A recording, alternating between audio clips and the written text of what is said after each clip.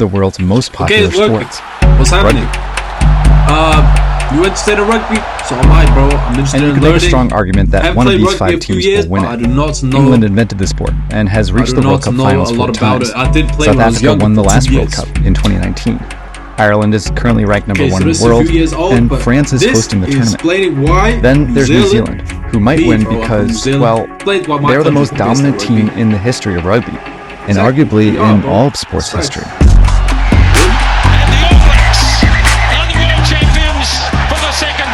Since 1903, the New Zealand All Blacks rugby team has only lost to 7 countries, but has a comfortable winning record against all of them.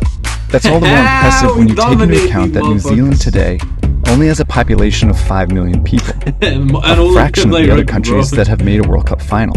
Every school, doesn't matter how big or for us small it to is, dominate the world because we are a very small part of it. There is a fervent following of this team, almost religious at times. So it begs the question, how did such a tiny country create such a dominant sports team?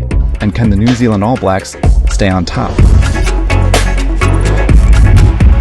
I think we can, bro. We can. Because rugby's not that popular. Witness.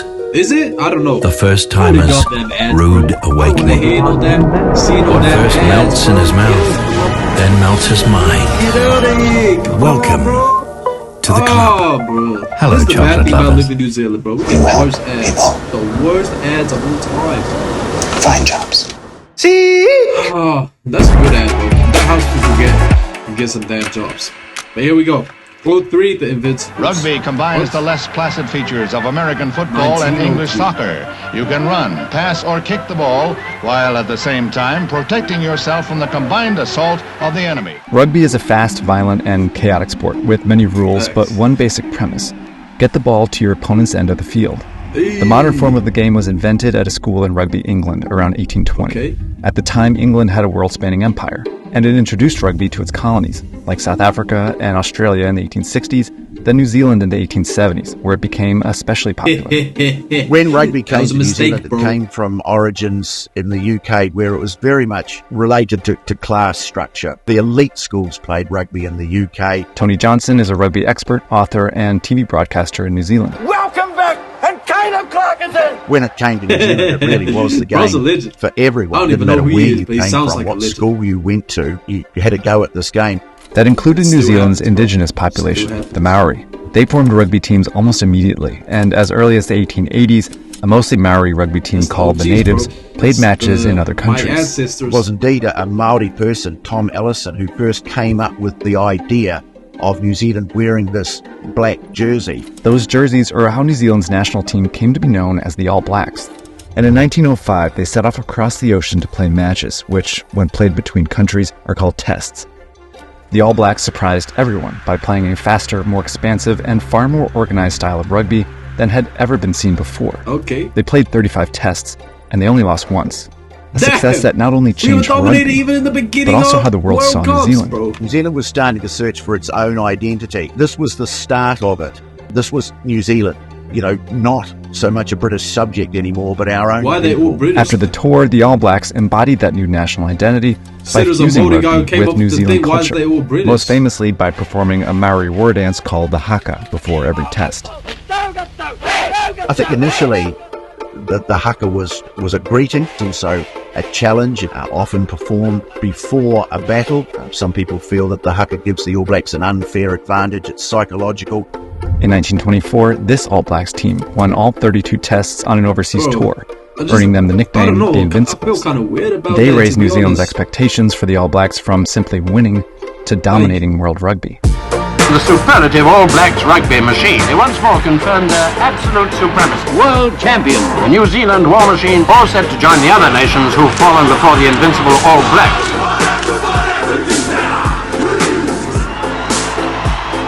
Bro, that haka head. According to data Energy, gathered bro. by The haka we ESPN, have between nowadays, 1900 and like a 1989, lift in a the All Blacks that won one's insane, bro. 71% of Jumping their in the air. tests. I mean, In I guess they're 1987, showing off our they won the culture, first but ever did they Rugby just World come and Cup. steal our culture? Then from Because most of those 1990 guys to were British, bro. 2009, Looks the All like. Blacks achieved a staggering 80% win European. rate, When they did lose, they always turned things around by developing new strategies. You know, we're not the biggest people in the world. The South Africans produce these giants. England are very sort of gym-trained muscularity about them. But what we do have is a combination of athleticism, skill, but also be willing to try something just a little bit out of the ordinary. More than 100 years after starting playing rugby, this small country of a few million people was still producing the best rugby players in the world, year after year. So how does New Zealand do it? That's all they play, bro. To make this video, we needed to do a ton of research, which meant going a lot of different places on the internet, which you may or may not have noticed has become kind of sketchy. A lot of people out there are getting a lot better at stealing your information, stealing your data. The fact that it is our national game, so kids are playing it from when they're small. Really, the best way to do it is to use that link, NordVPN.com/search party, and give NordVPN a try.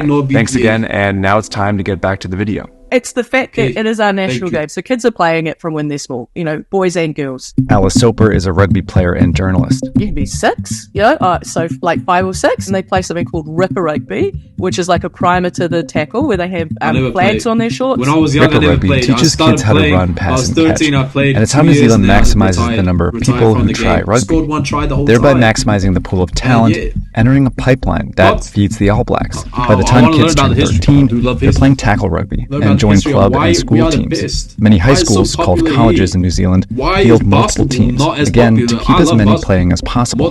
But the best boys play on their school's top team, where the best of the best are increasingly identified as potential future All Blacks. You could almost liken it to college sport in the United States. You're watching Land Rover First 15 Rugby, where we show you the stars of tomorrow today. There we go. I never played First 15.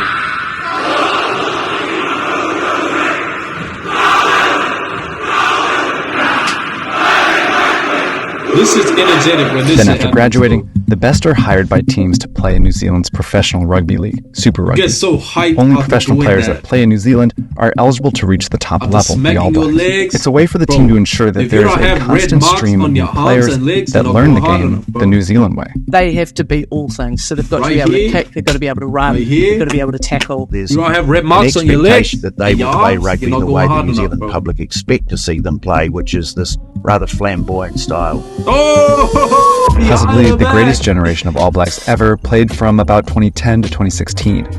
Over that time span, they won 90% of their tests and never lost at home. Really?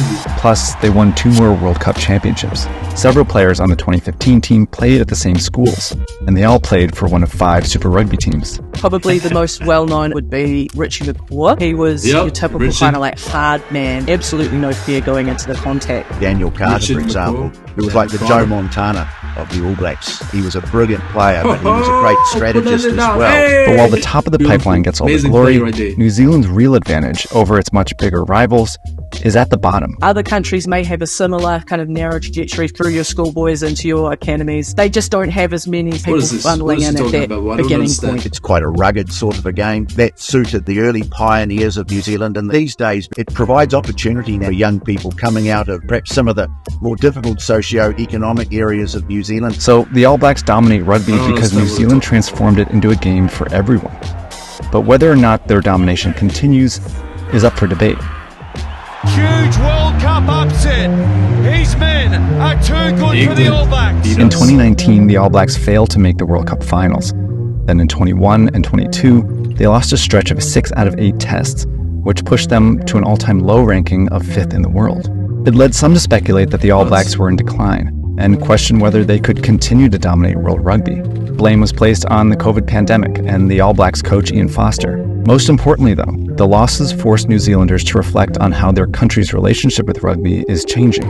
A 2018 report found that the number of high school boys playing rugby was falling, while other sports were on the rise. New Zealand has had phenomenal success in sports like rowing, basketball, but they've taken away athletes who once upon a time would have been All Blacks. Like a lot of kind of male prevalent sports, they then start to take on that identity of like real heavily masculine spaces, which isn't necessarily what people want to be around. It's become out of step with younger New Zealanders. And many worry that high school rugby is increasingly dominated by a few privileged schools that are making the game too professional at the expense of the rest. A 2013 investigation found that 5 schools in Auckland are estimated to have spent $400,000 on their rugby teams, while their competitors spent only $50,000. Over the next 5 years, the number of Auckland high school rugby teams fell from 225 to 181. It's become very elitist, with the schools really focusing on the elite teams. What happens to all the players who aren't good enough to play for the first team? Just a lot of pressure when you're 15. So we're starting to see people realize, oh, well, this isn't working out here. We need to be changing things. The most immediate challenge keeping the All Blacks from total domination, though, is the rest of the world. The rivals are getting better, particularly France and Ireland. Additionally, professional rugby leagues in Europe and Asia are getting very popular, and they're attracting a lot of New Zealand's players, making them ineligible to play for the All Blacks. And even the lure of that black jersey for some players simply isn't enough when they think they can set themselves up for life. In England, you've got a couple of Kiwis that are over there. If you look at the European teams, same thing there. Japan, currently run by a New Zealander. We put our people everywhere, and then we're surprised when they start to know our tricks. So while the loss of these players may hurt the All Blacks' ability to win tests, it does ensure that New Zealanders will continue to remain at the cutting edge of rugby well into the future. Okay. Now, even though the popularity of boys rugby may be falling in New Zealand, the popularity of women's rugby there is exploding, and the women's All Blacks team is number 2 in the world. Thanks again for watching episode 3. This was a fun one to do. To all of you that have subscribed and become members, thanks so much. It's been an incredible first 2 months, and I'm really excited for you guys to see the videos we have coming up. If you haven't subscribed yet, please do. If you want to become a member, there's all the information you need in the link below. Thanks again for watching, and I'll see you in a couple weeks. Should be coming up all over the world. You see the money they're making, LeBron and who the motherfucking Jaylen Brown is the highest paid in the world. Makes no sense, but hey, basketball's coming up. That's why I learned. Yeah, I'm done. Goodbye.